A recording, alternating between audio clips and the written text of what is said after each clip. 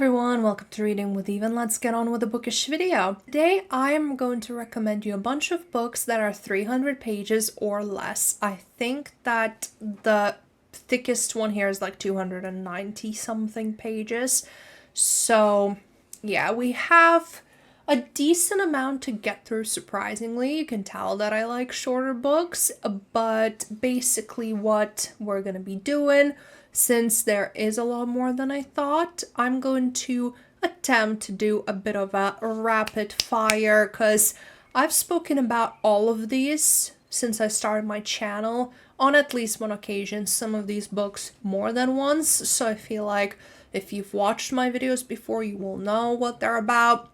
Or if not, then hopefully the bit of a rapid fire will be an incentive for you to go and check the book out for yourself. Besides, they are short, so sometimes there's not that much to talk about. But regardless, let's get on with it. The shortest one is 82 pages, and this is Where We Talk Things Out by Caitlin Marceau, and it follows a mother and a daughter going on a trip in a cabin in the woods to rekindle their relationship, except that it's not quite what our daughter in the dynamic bargained for, as the place is looking very wrong and the mother's intentions are even more wrong. The next one is 90 pages and it's Petrified Women by Jeremy Bay.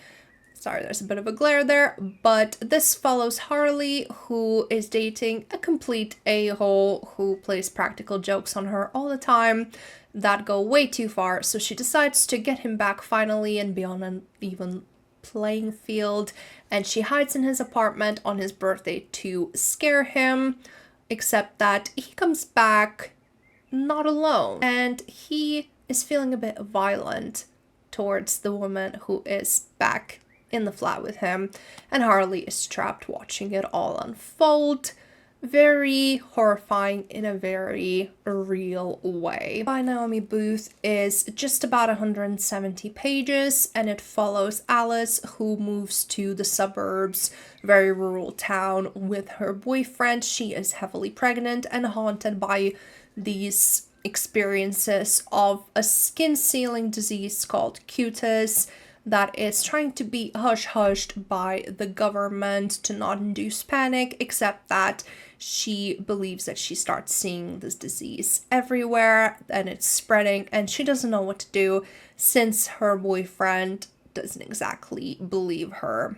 So, a very important read from a lot of perspectives, including, but not limited to, domestic, ecological, climate. I would absolutely recommend it. Now, the next book is 182 pages, I think, and it's a short story collection, Bad Dolls by Rachel Harrison. My first read from this author. It features 4 stories that explore themes such as grief, toxic female friendships, dead-end relationships. These stories are more horror adjacent than outright horror. However, they do have their creepy moments and very unlikable characters that feel real and complex enough to still enjoy the stories portrayed. Now, the book just above the 200-page mark is The Last Final Girl by Stephen Graham Jones. This one is not my personal favorite by any means. I have my qualms with it that I've already talked about. However, it fits the criteria here that it is short. It is following a town where it's a very meta type of existence, where final girl trope is kind of an accepted thing, and the resident final girl who survived the attack, she's trying to surround herself with fellow final girls to make sure that the killer in town can't get to her. And if this description confused you, this book can be confusing, but if you're a fan of Stephen Graham Jones's writing style, and this is the one you haven't got round to yet, I would recommend it because I think you're going to enjoy it. Now, at 218 pages, I believe, we have Tender is the Flesh by Agustina Bastarrica, and this follows a dystopian society where animal meat is no longer consumable, so humans decide to create a business where they breed human livestock for consumption. So I think that tells you pretty much everything you need to know. We follow a character who works in one of these places, and it's an ordeal about grief just as much as a commentary about animal abuse and meat industry. So definitely not for the faint of heart, but if you can stomach it, no pun intended, I would recommend it. Then we have at 226 pages, You're Not Supposed to Die Tonight by Caitlin Bayron, and this follows Charity, who works at a slasher campsite type of escape room-ish experience, and her colleagues start going missing for real, and it's not long before dead bodies start appearing, and she needs to use her naptain / her knowledge to survive the night alongside her girlfriend. And this book actually, despite how short it is, it can have some pacing issues in the fact that it does go into a different direction in its last third.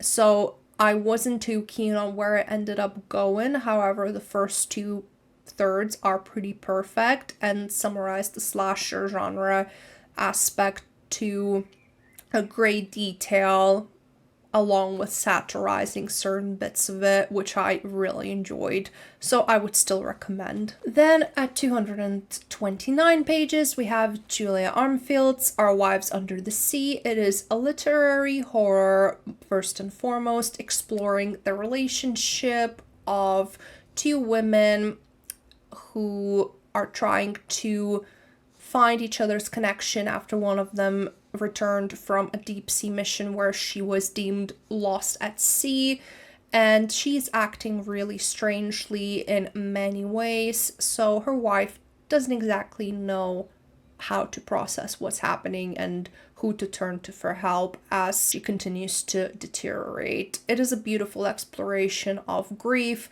of a failing relationship, and it can be interpreted in so many different ways. I would say if you're gonna read any out of these books, then I would probably recommend this one, because that 5-star feel is still so fresh in my mind. Then at 244 pages, I believe, we have Pen Pal by Dathan Auerbach, and this was an original No Sleep Reddit story turned into a full novel, and it follows an unnamed narrator who deciphers some of his strange childhood memories, only to realize that he was stalked by an unknown assailant, and it is a lot more messed up than he even realizes post this revelation. It is an extremely messed up and bleak story with minimal breathing room. You will feel anxious reading this book. You will feel dreadful realizing what's unfolding in front of you, even with certain little fumbles towards the end. If you're looking to just feel horrified at how everything ended up how it did, and how sometimes things can just be a really bad stroke of luck with no further explanation, this is the book for you. Then at 280 pages, we have Say Her Name by Juno Dawson. This is a YA boarding school urban legend retelling, as it takes a spin on the whole Bloody Mary well-known tale, and overall, it is a fun, creepy for a YA exploration of ghost haunting paranormal revenge story. Then at 290 pages, we have Lauren James's The Loneliest Girl in the Universe, and this follows our main character Romy, who is left by herself on this space mission to discover a habitable planet, and she is confiding in her pen pal, so to speak, until she realizes there's something sinister going on, and this pen pal is now on his way to her with bad intentions.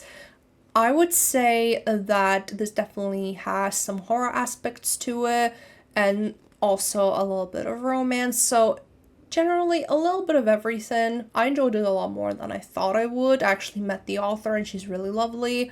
And she has other books as well that I'm looking forward to read. So yeah. And the last one I have to recommend to you, that is 292 pages, very on the edge, and it's one of my all-time favorites. It is House of Hollow by Crystal Sutherland.